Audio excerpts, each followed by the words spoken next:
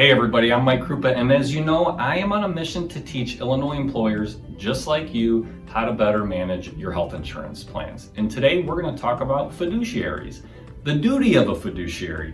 What can happen if you don't fill those fiduciary responsibilities? What happens when you do, and why more employers aren't taking the action that they need to? So let's talk first about some of the main fiduciary duties of an employer. First, you need to run your plan solely in the best interest of the participants and the beneficiaries of those participants. Second, you need to act prudently when you're making decisions about your health insurance plan. And three, you need to avoid conflicts of interest. And that means you cannot engage in transactions on behalf of the plan that benefit parties related to the plan. And guess who that includes? All your service providers. Guess who's included in there? Your broker or your consultant. Now, before we move on to a recent lawsuit, I just want to give you one piece of advice.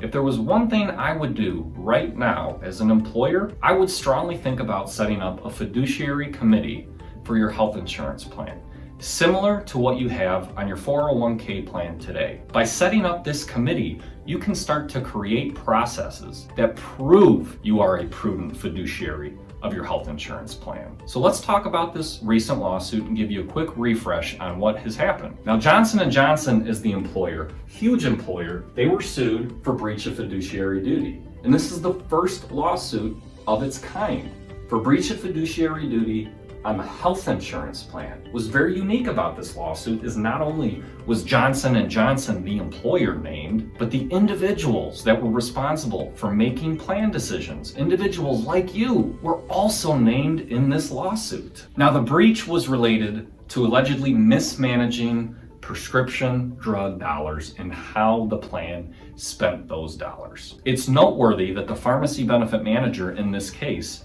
was ESI, or Express Scripts. Now, ESI is one of the big three PBMs that control literally 80% of the market share nationally. That's ESI, OptumRx, and Caremark. Now, as a reminder, ESI is owned by Cigna. OptumRx is owned by United Healthcare, and CVS Caremark owns Aetna. Why do I tell you this?